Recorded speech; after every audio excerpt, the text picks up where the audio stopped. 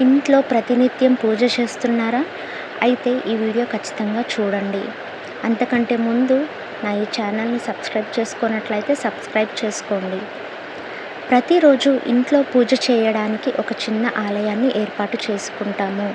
దానినే దేవుడి మందిరం అని పిలుస్తుంటారు. ఇంట్లో ఈశాన్య మూలన దీన్ని నిర్మించి దేవతలందరినీ ప్రతిష్ఠిస్తారు. అయితే వాస్తు శాస్త్రంలో కొన్ని విషయాలకు ప్రత్యేక ప్రాధాన్యత ఇవ్వబడింది. ఇంట్లో ఏర్పరచుకున్న దేవాలయం సరైన దిశలో ఉండాలి. రోజు ఇంట్లో పూజ చేయడం వల్ల ఐశ్వర్యం కలుగుతుందని, ప్రతికూలతలు తొలగిపోతాయని శాస్త్రాల్లో చెప్పబడింది. అయితే ఇంటి దిక్కు, పరిస్థితి రెండూ సరిగ్గా ఉన్నప్పుడే ఇది సాధ్యమవుతుందని వాస్తు నిపుణులు అంటున్నారు. అలాంటి పరిస్థితుల్లో ఇంటిలో దేవుడి మందిరం ఏ దిక్కున పెట్టాలో, ఏ దేవతామూర్తులను పూజా మందిరంలో ఉంచాలో మనం తెలుసుకోవాలి.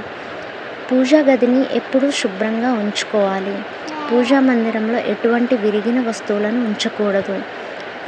ఉదయం సాయంత్రం తప్పనిసరిగా దీపం వెలిగించాలి. ముఖ్యంగా సాయంత్రం పూట దీపం వెలిగించటం విశేషం. దీంతో పాటు స్నానం చేయకుండా దేవుడి మందిరాన్ని తాకకూడదు. ఈ విషయాన్ని గుర్తుంచుకోవాలి. ఏ శుభకార్యమైనా గణేశుని పూజతో ప్రారంభించాలి. అదే సమయంలో పూజా గదిలో ఒక్క వినాయకుడి విగ్రహాన్ని మాత్రమే ఉంచాలి. వాస్తు ప్రకారం లక్ష్మీదేవికి ఎడమ వైపున వినాయకుడిని ఉంచాలి.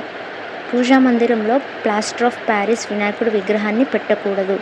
ఎల్లప్పుడూ కూర్చునే గణేశుని ప్రతిష్ఠించండి. దీంతో ఇంట్లో అందరికీ గణపతి ఆశీస్సులు అందుతాయి. ఇంట్లో లక్ష్మీదేవి చిత్రపటం తప్పనిసరిగా ఉండాలి. లక్ష్మీదేవి నివసించే చోట పేదరికం రాదు అని అంటారు. లక్ష్మీదేవి ఆనందాన్ని మరియు శ్రేయస్సును ప్రసాదిస్తుంది. తల్లి లక్ష్మి కూర్చునే భంగిమలో ఉండాలి. నిల్చున్న లక్ష్మి ఇంట్లో నుంచి త్వరగా వెళ్ళిపోతుంది. ఈ వీడియో మీకు నచ్చినట్లయితే లైక్ చేయండి, షేర్ చేయండి, కామెంట్ చేయండి. Thanks for watching.